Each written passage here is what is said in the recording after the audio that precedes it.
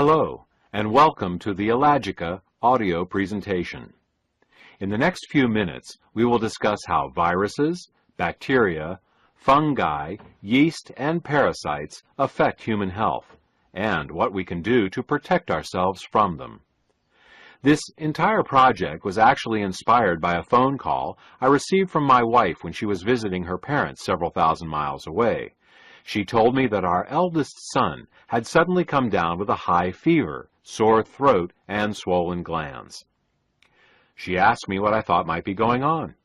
I told her he either had a viral or a bacterial infection, most likely strep throat.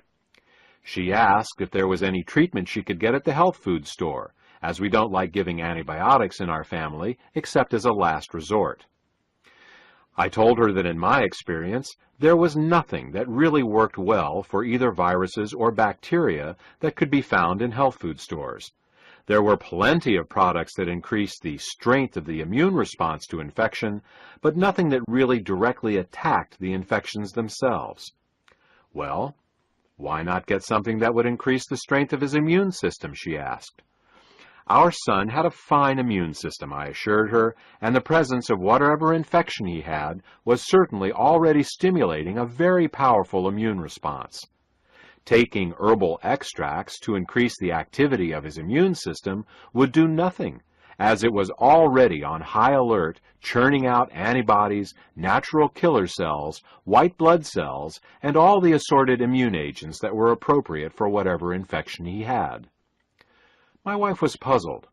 I explained that all the products you find on the shelves of the health food store for colds and the immune system were beneficial to people with weak immune systems to begin with. What our son needed was something that directly attacked the infection itself, not an immune stimulant. If it were a virus, we would simply have to let it run its course, and if it was a bacteria, she would have to decide on whether or not to give our son antibiotics. Well, our son finally got over the infection, but the experience made me determined to create a broad-spectrum antimicrobial.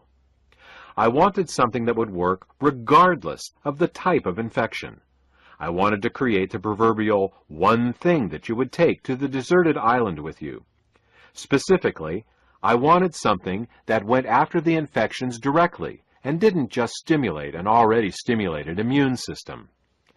How could I make such a product? There are literally thousands of different types of bacteria and viruses that make people get sick, and each of them would need to be addressed.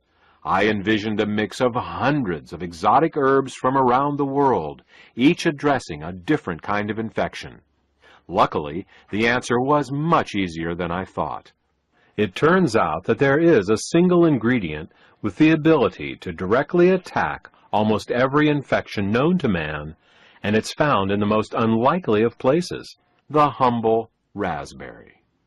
We'll talk more about what this ingredient is and how it works, but first, let's start with a little biological history lesson. It is currently accepted that man rests firmly at the top of the food chain. Unless we wander into the African jungle to be confronted by a lion, or go swimming in the mid-Atlantic and come face to face with a great white shark, we fear no animal. Even in these cases, we have technology to make us safe. We have guns to shoot lions and steel cages should we wish to get close to a man-eating shark and live to tell the tale. This invulnerability to other life forms is, however, an illusion. There are millions of creatures that have been feeding on us, and often killing us since the dawn of time. I'm speaking, of course, not of large and fearsome beasts with claws and fangs, but the tiniest of God's creatures.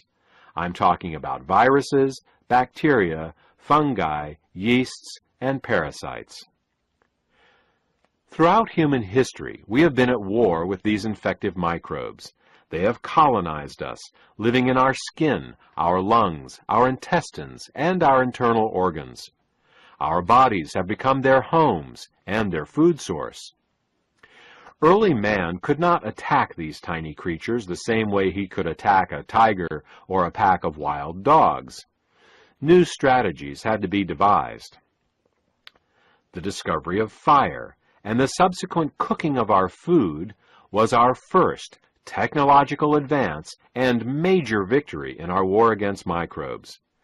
Parasites and bacteria were unable to survive the high temperature of our cooking fires, and so we became somewhat protected against parasitic infections of the intestines and bacteria like E. coli. The next advance was the observation that eating certain plants could help the body rid itself of certain infections. This body of knowledge was first learned by watching what plants sick animals would eat to regain their own health, and represents the true origins of modern medicine. The next advance was the domestication of cats. Cats helped us by hunting down the rats and mice that were attracted to the food and garbage of our settlements. In communities where cats were unknown, rat and mouse populations grew unchecked and were impossible to eradicate. The rats and mice themselves were not the problem. Certainly they were a nuisance, but the real danger they represented came from the infections they carried. In 1347, the Black Plague, a disease carried by rats and mice, killed 1/3 of the population of Europe. Better sanitation, plumbing, and refrigeration were the next major advances in our war against microbes. Piles of garbage in early human settlements attracted swarms of flies and other disease-carrying insects. Instead of human waste and refuse being thrown out of the window onto the streets, indoor plumbing and garbage removal services were instituted. This resulted in a decrease in the number of these disease-carrying insects in and around our homes and places of work. Hot and cold running water made clothes and bedding easier to wash on a more regular basis, minimizing the mites and molds that made our blankets their staging ground for a nightly assault on our skin. Finally, refrigeration, first through the use of river ice, then dry ice, and finally modern refrigeration systems, slowed the growth of mold and bacteria on our food. All of these advances moved us forward. The most recent major advance was, of course, the discovery of antibiotics by Alexander Fleming in 1929. By observing that certain molds killed certain bacteria, he was able to discover penicillin. This led to both a deeper understanding of bacteria in general and also to an entire industry dedicated to searching out new and more effective ways to kill bacteria. We've come a long way in our understanding of microbes and our abilities to deal with them. Modern man lives in a mostly disease-free state. Still, the question remains, can we do better? Can we decrease the number of and severity of childhood infections? Can we prevent or shorten the length of the common cold? Can we rid ourselves of the chronic infections that make their homes in us? Can we finally win the war against microbes that was started so long? Let's look at the different kinds of microbes we face and see what can be done about them. The four major classes of infections are viruses, bacteria, fungi and yeast, and parasites. Let's begin with viruses. Viruses are among the most dangerous infections that we, as a species, have to deal with. Unlike other microbes that are typically spread by vermin or insects, viruses can spread directly from human to human through a sneeze or a cough. Smallpox killed some 500 million people last century, and influenza another 100 million in the 1918 outbreak alone. Now, with overpopulated cities where people are in close proximity, and given the ease of international travel, a single major viral pandemic would be much worse. According to the Centers for Disease Control, if another major influenza pandemic were to occur today, estimates are for 1 billion dead. While researchers work furiously to develop antiviral drugs, a truly effective broad-spectrum antiviral medication still eludes them. But we don't need to look to the apocalyptic to see the effects of viruses. Viruses are vastly underestimated as a cause of chronic disease today. It's not just the millions who currently suffer from viral infections, such as hepatitis C, AIDS, and herpes that are affected, but the average man and woman on the street. Everyone, without exception, is infected with the Epstein-Barr, cytomegalovirus, and herpes viruses. Most people are strong enough to keep these viruses from being much more than a low-grade nuisance, but they slowly eat away at our vitality, taking advantage of us when we are tired or under the weather. They are among the many opportunistic infections that wait for us to let our guard down. What is also generally unknown is that many of the conditions currently considered to be genetic in nature are in fact viral in origin. How does this mix-up happen? Firstly, viral infections are virtually impossible to detect, so unless you know exactly what you are looking for, you are likely to miss them. Secondly, viral infections also have the ability to cause genetic mutations in our DNA. Thus, in some cases, the genetic mutation that a scientist points to as the cause of a disease is actually the result of a virus he cannot detect. Many people today who are told that they have incurable genetic diseases actually have very curable viral infections. If you are dealing with a disease of unknown or genetic origin, or are just feeling run down, odds are you're dealing with a virus. Even though modern medicine has yet to come up with a truly effective broad-spectrum antiviral medication, there is a natural way to directly attack viruses. First, you need to understand a little bit about how viruses work. Unlike all other life forms, viruses are unable to reproduce on their own. Viruses reproduce by commandeering the machinery of our own cells, turning them into virus-making machines. Our own cells end up making the very viruses that can make us even sicker. While this is a very clever strategy for the virus, it does have one exploitable weakness. In order for a virus to reproduce and make us sick, it must first enter our cells. As long as it stays outside our cells, it can't hurt us. This is where we should focus. How can we keep a virus from entering our cells in the first place? It turns out that many viruses use an enzyme called integrase to get inside of our cells. If we can inhibit the integrase enzyme, then many viruses won't be able to get inside our cells to reproduce. Now, back to our friend the raspberry. Ellagic acid, a compound made from raspberries, does just what we are looking for in our fight against viruses. Ellagic acid is an integrase inhibitor. If we take ellagic acid, we will be able to inhibit many viruses, known and unknown, from entering our cells and reproducing. Now let's turn our attention to bacteria. The antibiotic revolution made once feared diseases like tuberculosis, staph, and strep manageable and often curable. Well, at least they used to be. Massive overuse of antibiotics in hospitals and in livestock management has given rise to the superbug. The superbug is antibiotic resistant and very aggressive. The very bacteria we once thought we had beaten are now making a comeback and threatening to wreak havoc around the globe.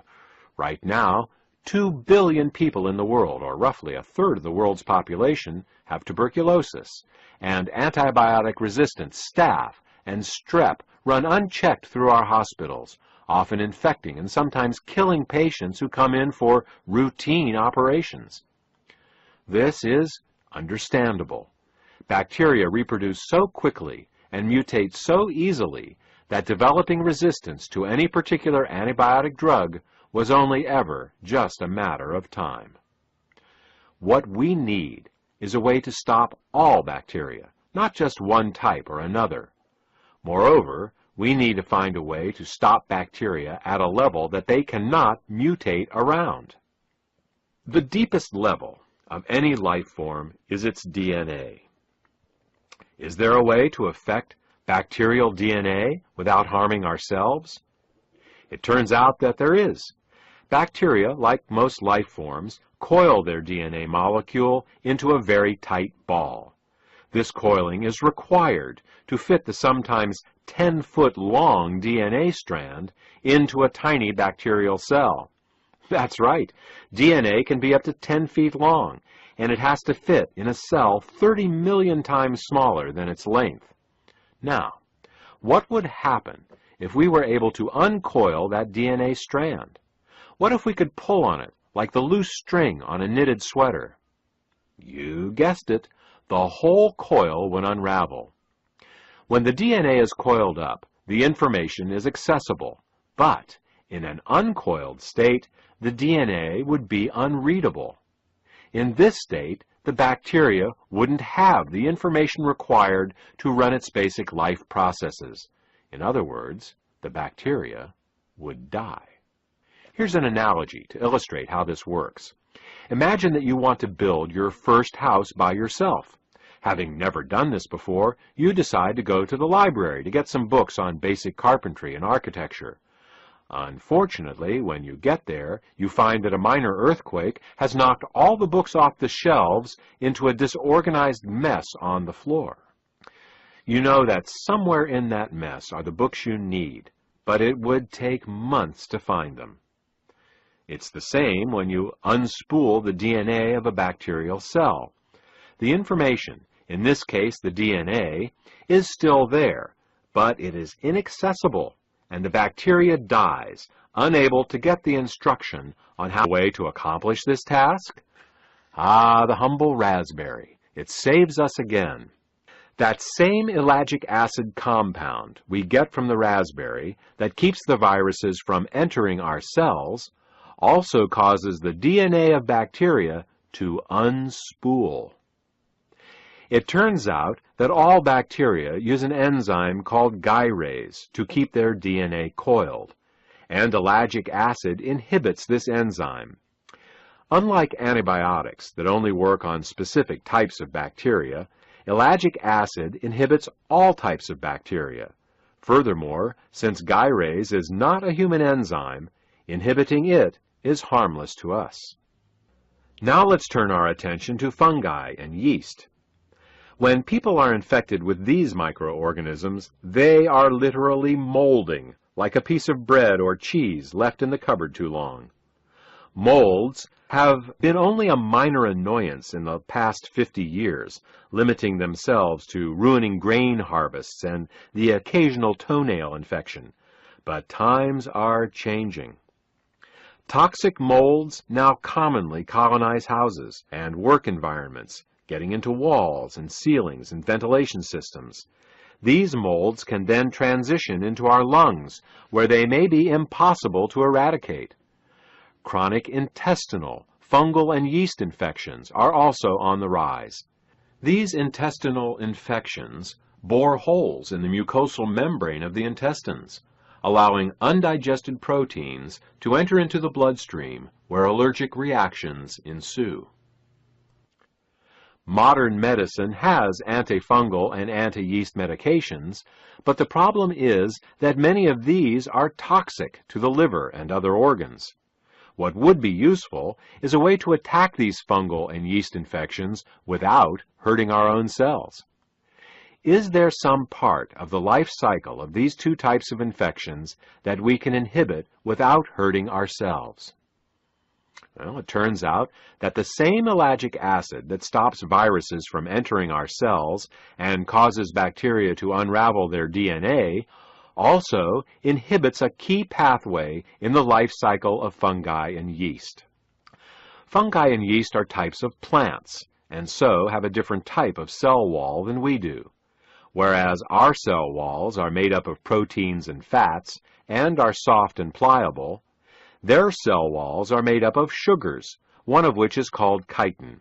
This chitin is made with the help of an enzyme called chitin synthase 2, and fortunately for us, ellagic acid inhibits it. Without the ability to produce chitin, fungi and yeast cannot grow or reproduce, and given time, will die. And unlike common antifungal and anti-yeast drugs, ellagic acid has no known toxicity to our own cells.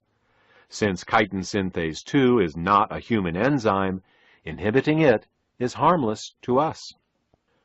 The last type of infection to address is that of parasites. Many think that only third world inhabitants are at risk for parasites, but in fact, virtually everyone has some degree of parasitic infestation. Going to restaurants, owning animals, or traveling abroad virtually guarantees some degree of parasitic infestation. For the most part, parasites are happy to sit in your intestines and internal organs and slowly suck your blood. While there are many parasites that can kill a person, most parasites would rather suck as much life out of their host as they can without outright killing them. Parasites are the largest, smartest, and most evolved of the 4 infectious types, and so it makes sense that they have the best survival strategies. Unfortunately, most antiparasitic drugs have side effects worse than the symptoms of the original parasite itself. Is there some way we can deal with parasitic infections without hurting ourselves in the process? Again, ellagic acid and the raspberry come to our rescue. While the exact mechanism of how ellagic acid kills parasites is not fully known, it has proven itself against a number of different parasites. Current scientific thought suggests it has something to do with the glutathione reductase pathway, but that is beyond the scope of this presentation. This concludes our discussion regarding how ellagic acid can be used to suppress viruses, bacteria, fungi, yeast, and parasites. There is one more condition that ellagic acid has shown positive results with that we will discuss here, and that is cancer. In fact, if you look in the scientific literature, ellagic acid is better known for its ability to fight cancer than anything else. While there are several different ways in which ellagic acid both protects against cancer and helps fight against cancers that have already formed, the one we will discuss here is its ability to cause cancer cells to self-destruct. The technical term for this is apoptosis. Whenever a cell becomes cancerous, our DNA sends it a signal to self-destruct. This is one of the most powerful safeguards we have in preventing cancer, and it works the majority of the time. Unfortunately, it only takes one cancer cell capable of blocking this signal for a tumor to form. It is specifically those cells that are capable of overriding the self-destruct signal from the DNA that continue to grow and eventually form tumors. What ellagic acid does is to powerfully reinstate the self-destruct signal in cancerous and precancerous cells. Unlike chemotherapy, which damages healthy and cancerous cells alike, apoptosis, or cell self-destruction, only applies to cancer cells and other damaged cells that are no longer useful or safe to have in the body. There are other ways in which ellagic acid supports the body in dealing with cancer, including protecting our DNA from mutagenic chemicals, causing the growth cycle arrest of cancer cells, and protecting the cellular regulatory gene p53, but again, these are beyond the scope of this presentation. Ellagic acid is truly a remarkable compound. It inhibits viruses, bacteria, fungi, yeast, and parasites. It helps support the body in its fight against cancer. Ellagic acid is truly the one thing you would take with you to the proverbial deserted island. I hope this information has been useful for you. For more information about ellagic acid, or to order Ellagica, a USP-grade ellagic acid supplement, contact the healthcare provider who gave